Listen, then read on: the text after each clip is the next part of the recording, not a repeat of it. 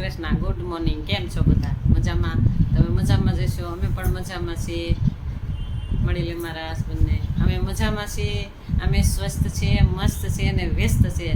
તમે પણ સ્વસ્થ હશો, મસ્ત હશો ને વ્યસ્ત હશો એવી મારી દિલની આશા અને ઈચ્છા સાથે ચાલો નવા બ્લોગની શરૂઆત કરતાની સાથે કહી જ દઈ કે મારા હસબન્ડને મળી લઈ. તમે ક્યાં જઈ આવ્યા? હું બાજુમાં આપણે નવા રહેવા આવે છે પડોશમાં. હા એનું પોતાનું મકાન છે. હા અને દીકરાની સગાઈ તો થઈ ગઈ પણ દીકરાના લગ્નની તારીખ નક્કી કરવા માટે આવ્યા ને એટલે ત્યાં ગયો હતો. બરાબર. ચાલો, બાજુમાં મેરેજ છે, ત્યાં આગળ જવું તો પડે જ પડોશીમાં. અને આજે અમારે જમવાનું પણ ત્યાં જ છે અને ત્યાં જઈએ. બોલો. બસ બપોરનું જમવાનું ત્યાં છે. કાલે બપોરે અંશાળામાં જમવાનું હતું, આજે બપોરે લગ્ન પ્રસંગમાં જમવાનું છે. હવે આવતીકાલનું કાંઈ નક્કી નથી ક્યાં છે. સાચી વાત છે. હવે રહ્યા અમે 2 જણા અને બધી જગ્યાએ જવાનું. ભાઈ બધી સંબંધ તો સાચવવો જ સંબંધ તો પડે. સાચવવો પડે એટલે અને જવું પડે, ફરજિયાત જવું પડે. પછી કારણ કે માણસની રોજ આપણને આમંત્રણ આપતા હોય તો આમંત્રણને આપણે સ્વીકારીને માન આપવું પડે. આપવું પડે. પછી ત્યાં જમીએ કે ન જમીએ એ કોણ વસ્તુ છે, પણ ત્યાં પ્રસંગ છે એટલે પ્રસંગમાં આપણે હાજરી દેવી જ આપવી પડે, ફરજિયાત આપવી પડે. આપવી પડે. ને સંબંધ બધા જોડે રાખવા પડે. આપણે 11 વાગ્યા છે, હમણાં 11:15 11:30 આપણે નીકળવાનું છે. હાજરી એટલે વાડીએ રાખ્યું છે બધું, એટલે વાડીએ જવાનું છે. મારે પણ જવાનું છે, જવું જ પડે. કારણ કે સંબંધ તો બધા સાચવવા જ પડે અને નિભાવવાય પડે. ચાલો ત્યારે બધા મારી સાથે બન્યા રહેજો. ચાલો, જય શ્રી કૃષ્ણ. રાધે રાધે.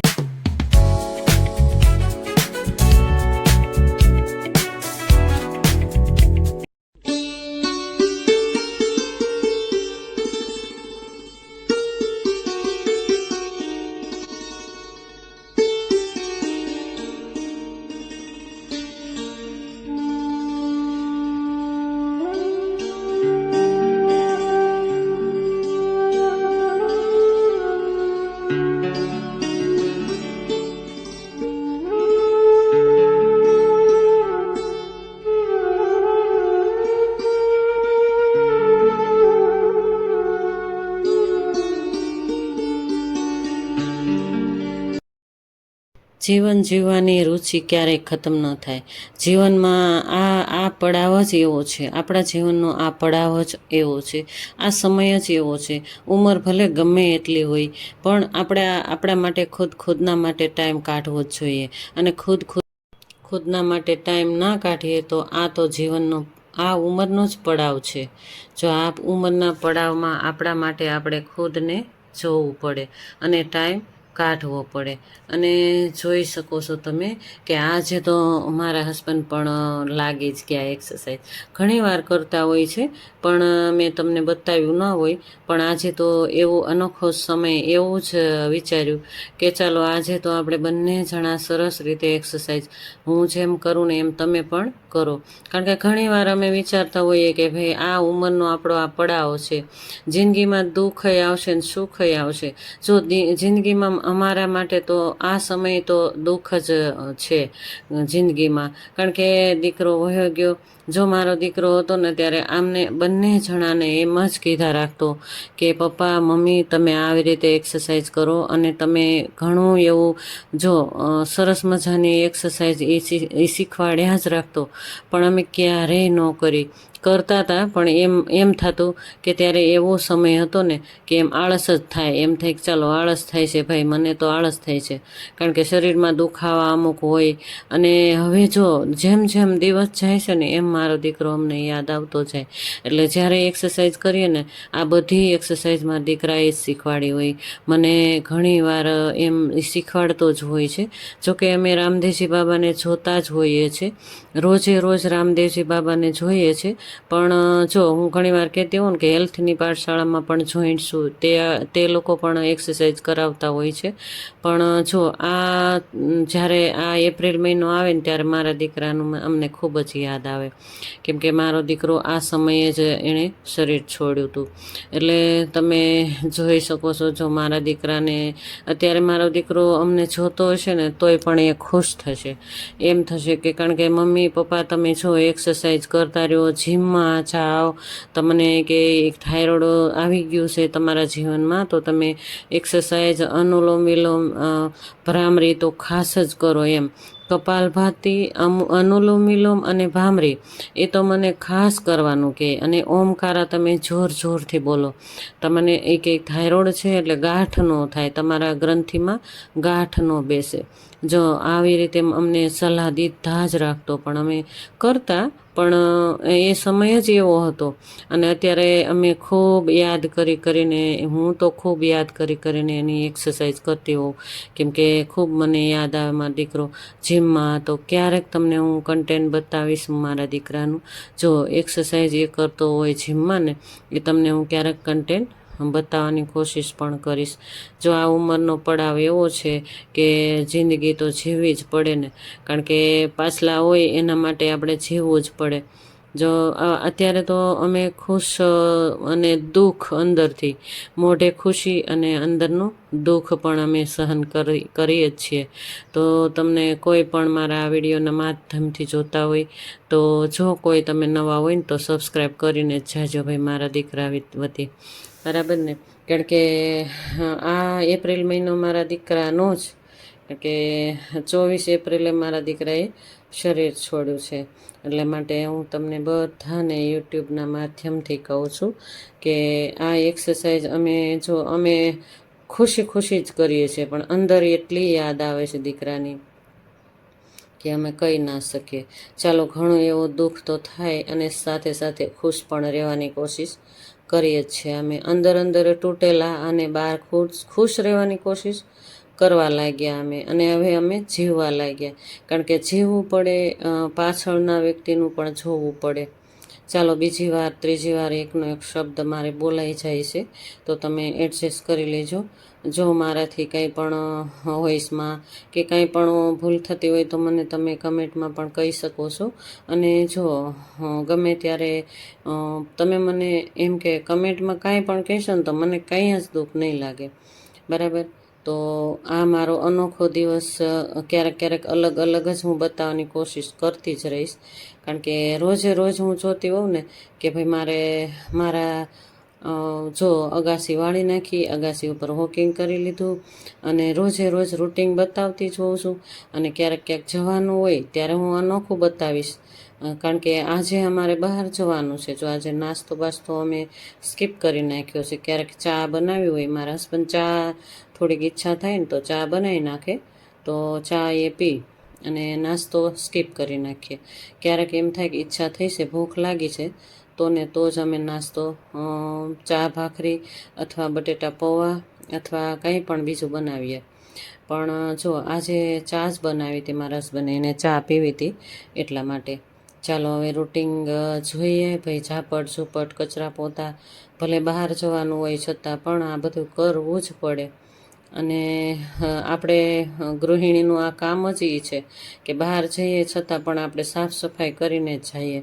અને જો કચરા પોતા બધું સાફ સફાઈ હું તમને પૂરેપૂરું બતાવવાની કોશિશ ઘણી વાર કરતી હોઉં છું, પણ વિડીયોઝ બહુ લાંબો થઈ જાય એટલે હું શોર્ટમાં પણ બતાવી દઉં. કારણ કે વિડીયોઝમાં તમને આગળ મારે અલગ રીતે બતાવવાનું હોય તો લાંબો થઈ જાય, ખૂબ લાંબો થઈ જાય વિડીયોઝ, એટલા માટે. ચાલો જોઈએ આપણે રૂટિન શું ચાલે છે મારું, બરાબર ને. ચાલો જોઈએ. જો દૂધ આવ્યું હતું ને ગામડેથી, હું ઘણી વાર કહેતી હોઉં ને કે અઠવાડિયું જેવું અમે છે ને દહીં ને એવું મેળવતા હોઈએ, એટલે દૂધ અમે ઓછું જ લઈએ. કારણ કે 2 લીટર લીધું હોય ને તો અમારે અઠવાડિયું હાલે, 9 દિવસ કે અઠવાડિયું એમ હાલે. ક્યારેક મહેમાન હોય, ચા હમણાં તો ચા બહુ બને છે એટલે મારે 7 દિવસમાં જ દૂધ પૂરું થઈ જાય. 2 લીટર એકી સાથે મંગાવી લઈએ. એટલે હમણાં તમે જોયું કે દૂધ ગરમ થવા મૂકી દઈએ ત્યાર પહેલાં જો ભલે આપણે નાસ્તો ન કર્યો હોય, પણ ગઈકાલ નાઇટમાં કાલ બપોરના અમે અંશાળાએ જમ્યા હતા, એટલે કાંઈ હતું નહીં, તો સાંજે ખાલી બટેટાવાળા ભાત જ બનાવ્યા હતા. તો એ વાસણ થોડાક હતા ને બહાર જવાનું હતું એટલે સાફ સફાઈ નહોતી થઈ, એટલે થોડાક જ વાસણ હતા એટલે એ પણ રાખી દીધા હતા. કારણ કે ક્યારેક આપણે બધી રીતે પહોંચી ન શકીએ ને તો ન પણ થઈ શકે. જો સાઈડમાં દૂધ પણ ગરમ થાય છે એ પણ જોવાનું. અને જો ગોળા બીડા બધું થઈ ગયું અને પાણી પણ ભરી લીધું. અને કેટલા વાસણ છે જો, વાસણ સાંજના તો 2-3 જ હતા, પણ સવારના પણ ચા બનાવે ને એટલે કેટલા બધા વાસણ ધડાબડાટી બોલતી હોય ભાઈ. મારા હસબન્ડ ઘણીવાર રસોડામાં હોય ને તો મને એમ થાય કે હાલો કોણ છે રસોડામાં, એ ખ્યાલ આવી જ જાય, કેમ કે અવાજ એટલો બધો કરતા હોય ને વાસણનો ને બધું, એટલે ખ્યાલ આવી જ જાય. ચાલો એ પણ સારું છે કે એની જાતે જ ચા બનાવીને પી લે, જાતે જ નાસ્તો બનાવીને નાસ્તો પણ કરી લે. જમવાનું ક્યારેક મોડા વહેલું થયું હોય તો એ જાતે જ બનાવીને જમી લે એને પહોંચાય, ભૂખ્યા રહે એને ન પહોંચાય. અને બહારનું ન જમે એ પણ સારું કહેવાય એક, કારણ કે જો જાતે આવડતું હોય ને તો બહારનું કોઈ ન જમે. ચાલો દૂધ પણ ગરમ થઈ ગયું અને એકદમ ગેસ સાફ સુથરું એકદમ પ્લેટફોર્મ સાફ કરી જ નાખ્યું. ચાલો ઉતારી લઈએ અને સાઈડમાં રાખી દઈએ. અને બધા વાસણ જો એ ખાટલો ભરાઈને થઈ ગયા ને, ખાટલો જ કહેવાય, ખાટલી નહીં, ખાટલો જ કેમ કે બહુ મોટી ખાટલી છે એટલા માટે. ચાલો સાફ કરી નાખીએ, બાકીનું રહ્યું હોય એ સાફ પણ કરી નાખીએ. અને આજે બાજુમાં અમારે મેરેજ છે ને એટલે સરસ મજાના ઢોલ ને નગારા ને એવું બધું વાગે છે, પણ એ તમને હું ન સંભળાવી શકું, કારણ કે શરણાઈઓને ઢોલ ને બધું વાગે છે બાજુમાં જ. તમે સાંભળો તો મારે વળી કોપીરાઇટ આવી જાય, પણ સરસ વાગે છે એમ. તો ચાલો આજે બપોર રસોઈ નથી એટલે આ કામ આપણે લઈ લીધું. અને વ્હાઈટ કપડાં હોય ને એટલે જાતે જ ધોઈને ત્યારે જ અમને એમ થાય કે ના સરસ થયા. તો આ કપડાં પણ ધોવા બેસી ગઈ. આજ તો તમને પૂરેપૂરું બતાવી દીધું કે કપડાં પણ હું કઈ રીતે ધોતી હોઉં છું. જો વ્હાઈટ હોય કે અમુક કલરવાળા હોય ને એ અલગ રાખ્યા હોય, અને એરેલમાં પહેલાં જ બોળી દીધું. એરેલનું લિક્વિડ આવે ને એમાં પહેલાં જ મેં બોળી દીધા હતા. અને ખીચા બીચા બધા ખોલીને ધોવા જ પડે.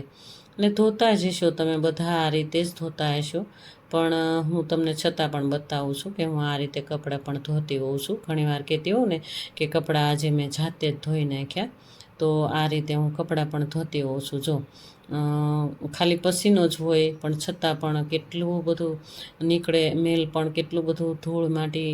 વ્હાઈટ કપડાં હોય એમાં તો એટલા બધા હોય ને કે જોવું જ પડે બધું. ચાલો સરસ મજાના કપડાં પણ બધા ધોવાઈ ગયા, કલરવાળા અલગ રાખ્યા અને ટી શર્ટ ને વ્હાઈટે અલગ રાખ્યા, અને ધોવાઈ ગયા સરસ મજાના કપડાં. અને ચાલો હવે આગળ જોઈએ શું રૂટિન છે. અને કાલનું પણ હું તમને બતાવવાની કોશિશ પણ કરીશ. ગઈકાલે અંશાળામાં હતું ને સરસ મજાના પ્રોગ્રામો હતા, એ પણ હું તમને બતાવવાની કોશિશ કરીશ. મુરબ્બી દિલીપભાઈ પરીક્ષાએ જેઓ દિવસ રાત આ સંસ્થાના વિકાસ માટે અવિરત તેઓ એમની સેવા આપી રહ્યા છે. અને ઉપસ્થિત અમારા કર્મચારીઓ અને વિદ્યાર્થી મિત્રો, લગભગ 1 વર્ષ પહેલાં 22 બરવાડા ત્યાં અમારે બધાએ આવવાનું થયું, અને ત્યાં પણ ધૂન ભજનને એવું કર્યું મને એવું યાદ છે. અને અહીં પણ ખૂબ સરસ હમણાં થોડી વાર પહેલાં ધૂન ભજન અને કીર્તન કરવામાં આવ્યો. તો આ એક જે સમૂહ ભોજન. ચાલો તમે ભાઈનું સાંભળ્યું બધું, સરસ મજાનું પ્રવચન પણ હતું. અને જે કોઈ સંસ્થાપકે સારા કામ કર્યા હોય એ પણ સરસ મજાનું, એટલે સરસ મજાનું પ્રવચન ભાઈએ કર્યું, પણ આખું કન્ટેન્ટમાં મેં નથી લીધું. અને જો હવે અમારા સુમિતાબેન, મેં તમને કાલ વાત કરી હતી ને કાલના વ્લોગમાં, કે બધા છોકરાઓને, વિદ્યાર્થી છોકરાઓને ગિફ્ટ રીતે આ ટી શર્ટો આપ્યા છે. આ સુમિતાબેન છે એનો બાબો ટી શર્ટની પોતાની ફેક્ટરી છે, અને પોતાનું જ કામ એ ધંધો કરે છે. બંને ભાઈઓ મળીને એ સરસ મજાનું કામ કરે છે ત્યાં અમદાવાદમાં. એટલે એ દીકરો લઈને આવ્યો હતો તે સુમિતાબેન ને રમેશભાઈ નાકરાણી. મેં તમને ઘણીવાર વાત કરતી હોઉં છું, એમની વાડીએ પણ હું ગઈ હતી, એ પણ તમને કન્ટેન્ટમાં બતાવ્યું હતું. આગલા 2-4 લગભગ 1-2 મહિના પહેલાં જ મેં તમને બતાવ્યું છે કે જે સુમિતાબેનના ઘરે અમે ગયા હતા. અને ત્યાં આગળ અમે કાલના વ્લોગમાં તમને કીધું ને કે અમે સાથ તો અમે 1 મહિનાનો જ છે, પણ વર્ષો જૂનો સાથ હોય કે અમારો પરિવાર જ હોય એ રીતે રમેશભાઈ નાકરાણી અને સુમિતાબેન અમારું એમ કે એટલું બધું અમારું છે એમ એમને કે એટલું એને ગમે. જો જેટલા છોકરાઓ આવ્યા હતા વિદ્યાર્થી છોકરાઓ એમને આપી દીધું, અને જે બાકી હતા એને ત્યાં આગળ આપવાના છે, જ્યાં જ્યાં હશે ત્યાં આગળ આપવાના છે. અને બધા માટે સમૂહ ભોજન, એટલું મસ્ત ભોજન સ્વાદિષ્ટ બનાવડાવ્યું હતું. અને દાળ ભાત શાક શ્રીખંડ પૂરી મસ્ત એવું ભોજન પણ પ્રેમથી જમાડ્યા બધેને. અને બધા સંબંધીઓ છે સ્મિતાબેનના અને રમેશભાઈ નાકરાણીના. આ છોકરો હમણાં ગયો એ છોકરો એમને ફેક્ટરી છે પોતાની અમદાવાદમાં, અને સરસ એવી ટી શર્ટો બનાવી અને એ લોકો બંને ભાઈઓ મળી અને બીજા ઘણા એવા બિઝનેસ કરે છે. એટલે સરસ આ લોકોનું ફેમિલી છે. અને જો મસ્ત એવા ભોજન બધા જો અંધ શાળાના વિદ્યાર્થીઓ છે આ બધા, અને સરસ થાળી પણ જોઈ શકો છો તમે. સરસ આ લોકોના સંબંધીઓ છે. ચાલો આ વિડીયોસ મારો તમને ગમ્યો હોય તો લાઈક શેર સબસ્ક્રાઈબ કરજો, અને નવા હોય તો એક સબસ્ક્રાઈબ કરીને જાજો. ચલો બધાને મારા જય શ્રી કૃષ્ણ.